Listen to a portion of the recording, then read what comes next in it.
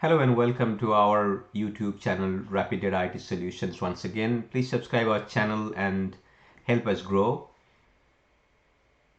Today we'll talk about two important transaction codes which can be utilized when the system is getting set up, especially when the system is a greenfield implementation and we got a big issue in the initial uploading of data objects, specifically in the master data.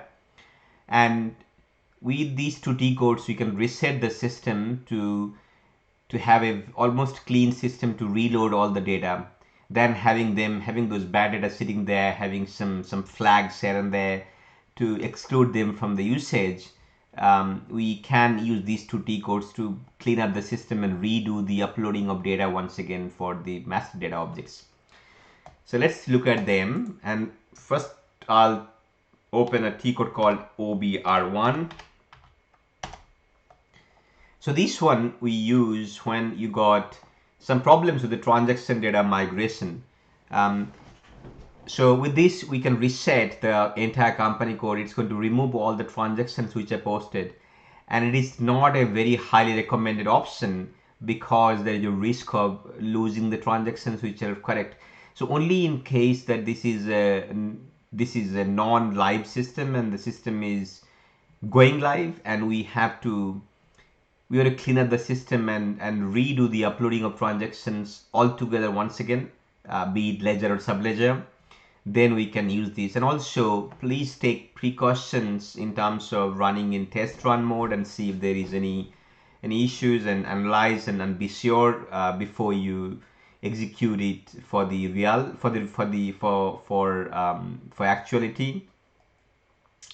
And also you can run this one for the controlling area as well, which covers all the company codes under the controlling area. But it's recommended to use at the company code level just to have less risk. But it all depends on the project situation. So this is the transaction data reset. Whereas we got the other option, which is OBR2, that's the D code for that. This is for the master data. You can see the vendors, the customers, GL accounts, and with this you can again do the test run as well. You can look at the logs, etc., when you do the test run to confirm that there is no dependencies getting affected by this. There is no transaction sitting there. So only when the system is not a live or productive system, this could be utilized. And also only when, again, if you got a lot of problems in the initial uploading of the data, vendors or customers, and you have to re-upload the data records, and you don't want to have those bad data sitting there in the system. And I mean, you can set them with the deletion flag, etc., but the better option is to clean up the system for those range of the customers and vendors on the GL accounts, and remove them, like hard remove them from the system, to have a better and cleaner system for the business users post go live. But again, make sure that you run these ones with all utmost precautions and do your tests before you decide to use these transaction codes. So the transaction codes once again are OBR1 and OBR2.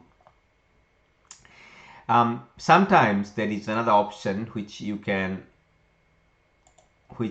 employ, that's setting up the deletion flag for the customers and vendors and archive them with the SARA transaction code, SARA, and then delete the records using the same transaction code as well.